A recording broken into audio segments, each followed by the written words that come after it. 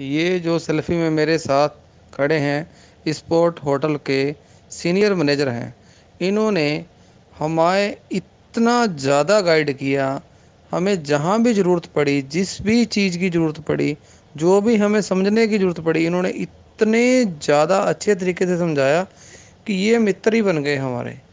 तो ये एक सेल्फ़ी इसलिए इनकी ली कि एक भले इंसान है, स्टाफ होता है जो अपनी ड्यूटी पूरी करता है, ड्यूटी से हटकर अपनी जो उनकी एक ड्यूटी है उससे हटकर भी अगर कोई किसी बात को समझाता था और हमें समझता था, क्योंकि इस्तांबुल में बहुत मुश्किल है कि वहाँ पे कोई अंग्रेज़ी भी समझ सके। वो अपनी भाषा में ज़्यादा बात करते हैं, लेकिन इन्होंने हमें बिल्कुल भी महसूस नहीं होने दिया कि हम कहीं अजनबी जगह हैं। आज जो सेल्फ़ी है एक पाकिस्तानी दोस्त की है।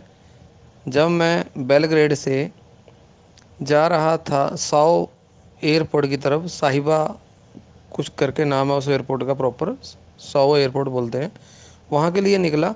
तो रास्ते में जहाँ पे मैंने बस चेंज करनी थी, तो वहाँ पे मेरे को समझ नहीं आ रहा था कि मैंने किस साइड खड़े होना है। तो ये भले इंसान आए, इन्होंने मेरे को बताया कि आप यहाँ पे खड़े हो, यहाँ पे बस आएगी। और पता नहीं इनके दिल में क्या आया, ये गए और एक दो कोल्ड ड्रिंक की बोतल लेके आए, एक मेरे लिए एक अपने लिए। इन्होंने मेरे को ऑफ़र की। मैंने कहा भाई साहब, आप कह रहे नहीं नहीं भाई साहब पीजिए ना आप। तो पता नहीं किस जन्म का इन्होंने मेरे को कोई हिसाब किताब रह रहा था इनके साथ। इन्होंने वहाँ पे मेरे को वो कोल्ड ड्रिंक दी। कोल्ड ड्रिंक पीते ही मेरी बस आ गई और इनसे मैं बाय बाय करके आगे की तरफ चल दिया। टर्की के इस टूर में मेरे साथ दो घटनाएं ऐसी घटी जो मेरे को कुछ पुरानी बातों की जिन्होंने याद कराई।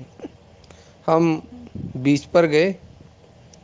बीच पर गए तो हम टैक्सी से, लेकिन हमने जब वहाँ से वापस आना था तो वहाँ पे टैक्सी अवेलेबल ही नहीं हो रही थी। उबर ऐप चलती है लेकिन वहाँ पे आसपास कोई टैक्सी नहीं मिल रही थी। हमने सोचा कि भाई अब यहाँ से वापस तो जाना है और दूर भी काफ़ी है हमारी सिटी जहाँ पे हम रुके हुए थे। तो भी यहाँ से क्या हाल हो सकता है। तो हमने हल्का सा कुछ खाने के लिए लिया। तो उसके बाद हम बस स्टॉप पे आए। तो वहाँ पे एक महिला थी। उन्होंने उनसे पूछा, मेरे वाइफ साथ थे, तो मैंने पूछा भी उनको, पूछो कि बस का क्या है यहाँ पे। तो